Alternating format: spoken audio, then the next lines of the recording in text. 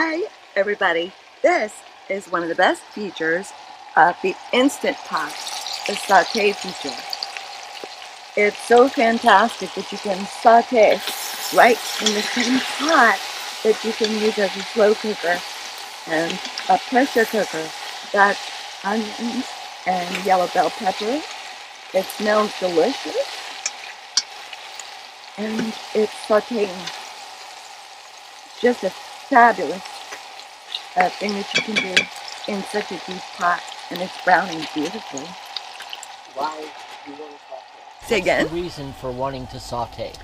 Oh my, it brings out flavors differently than steaming or pressure cooking. It causes, also it's good for browning meats, chicken, steak, pork. On you. I want the camera on you eating chocolate. Mr. Eating chocolate. Are you eating? Anyway, sauteing is fantastic. And I have a cauliflower sitting right here that's going to be cut, put into the pan, and we will have sauteed vegetables. Okay, I cut up the cauliflower and put it into the pot. There is a little bit of olive oil in here, some salt, various seasonings, black pepper, crushed black pepper. I'm going to add cumin because I really like that wonderful Mexican spice, and it works well with cauliflower. Cauliflower is a great stand-in for potatoes. You can actually mash cauliflower just like potatoes, put butter in them, prepare them just like potatoes, but you don't have carbohydrate. You have a vegetable that can go either way with proteins or carbohydrates, so that's always a nice thing. So here's the finished product, our sauteed vegetables, which just came out so good. Very tasty, very tender, lots of flavor.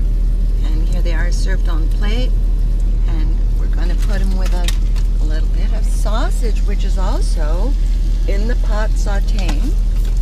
I'm going to pull out the sausage and put it right there with the veggies, and add just a little bit of Parmesan, grated Parmesan cheese, and another great meal in a semi.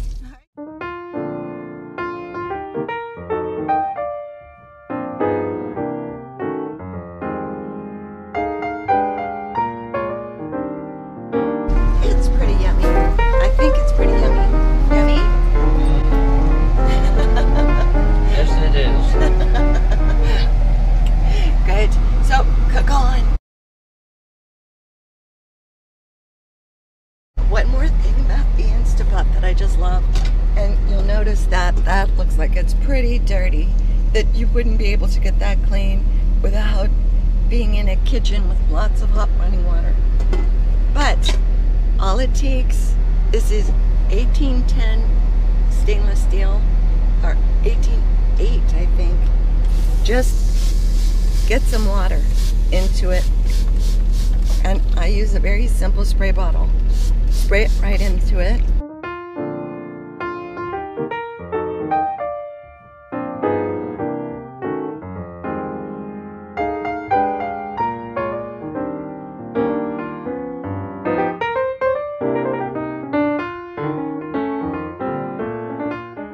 Paper towel and water.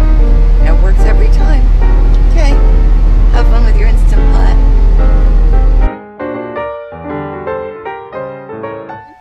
If you put butter on potatoes, which we typically do, it's mixing protein with starch, and it's not a good combination, so it goes to your waistline. Right. But if you use cauliflower, it's neutral. Mm-hmm. So with butter, it's okay. Right. And it doesn't go to your waistline. Right. And mashed cauliflower, like when you mash it up like mashed potato, is so good. If you've never tried it, you should try it. It's so good. It's wonderful. Another thing you can do is celery root. Yes. Celery root's amazing. It mashes up just like potato. has the consistency of mashed potato. It is out of this world. It is so good, and it's neutral. It's not, potato is a starch, celery is a vegetable, so it's like neutral, so you can put butter on it. Right. And it's a good combination. And so it digests well and doesn't go to your waistline. I'm going to say that again. Contrary to popular opinion, we do need fat, and lots of it, but the right kind of fat.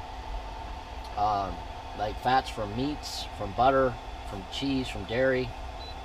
Those are, whole dairy products, not low fat or no fat dairy products. Those are no good. We need whole,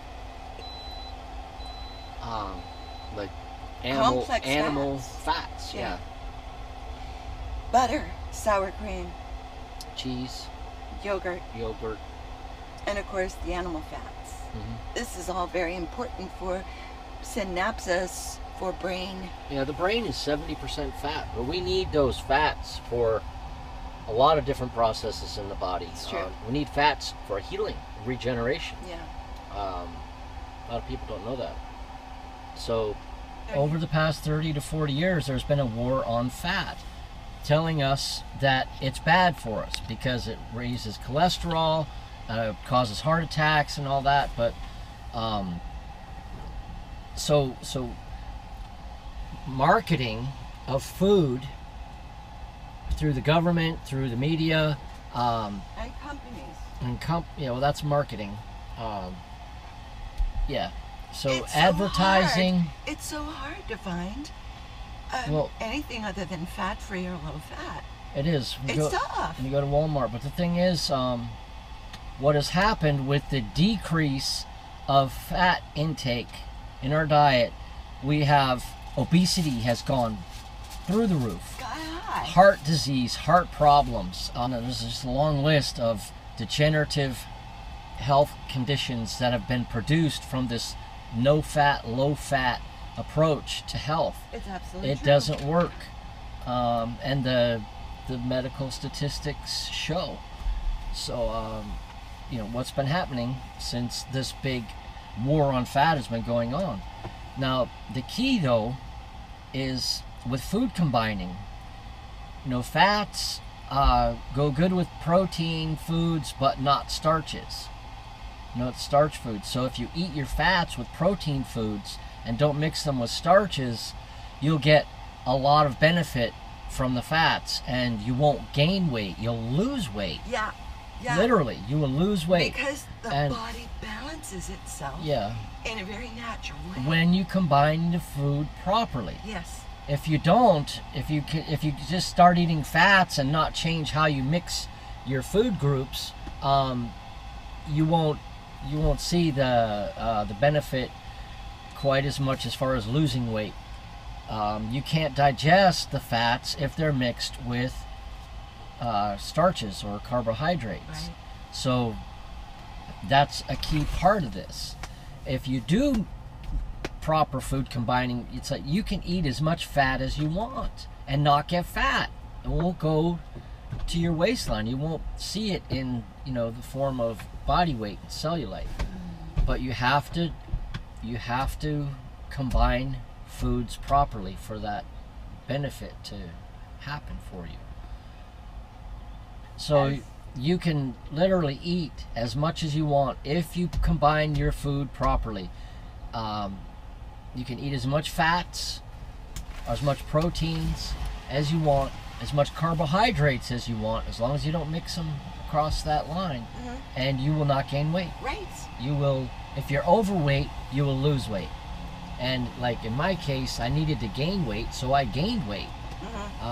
Back when we started food combining. So you can, if you combine properly, eat as much fat as you want, foods with fats, and you will not gain weight. Yeah. Well, there are different acids, different stomach juices, and enzymes, that digest the different kinds of food groups. Right. So they cannot digest together when they are present at the same time. They cancel each other out. So they sit and ferment, and they move very slowly through the digestive system and cause all kinds of problems. But when you combine properly, you can literally eat as much as you want. And the thing is, you think that maybe sounds like excessive, but if you eat a well-combined meal, and I say you can eat as much as you want, and But you're satisfied you will sooner. you will find that you're not eating as much, Right. because you get satisfied. You'll know when you have had enough, and you'll just like, you're satisfied, and then you feel like you've satiated hunger. right, and you won't, and that will last for a period of time. It's like if you eat poorly combined food, after an hour you can be hungry again, and it's not really because you're hungry. It's what's going on with inside the body with blood sugar levels, and especially as it Well, think of it in very comes simple to terms. carbs. It's like you ate, but your body couldn't digest it, so you didn't get the nutrition, Yeah. and you don't really feel like you ate. You're hungry again, and it's because the body is saying, hey, feed me. I still haven't gotten to be able to pull out what I need for growth. And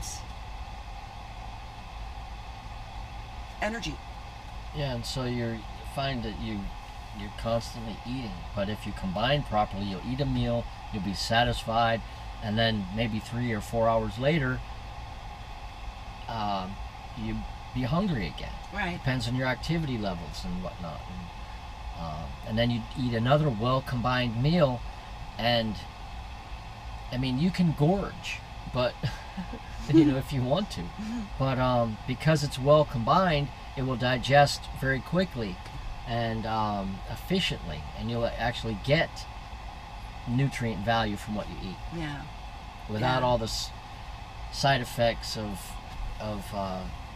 what you get from bad combining, which is indigestion, heartburn, acid reflux, and you won't have to take those medicines anymore, because food combining, you don't get those reactions. Right. Yeah. So you don't eat the Tums and the Prilosec and all that stuff. Once you're food combining properly,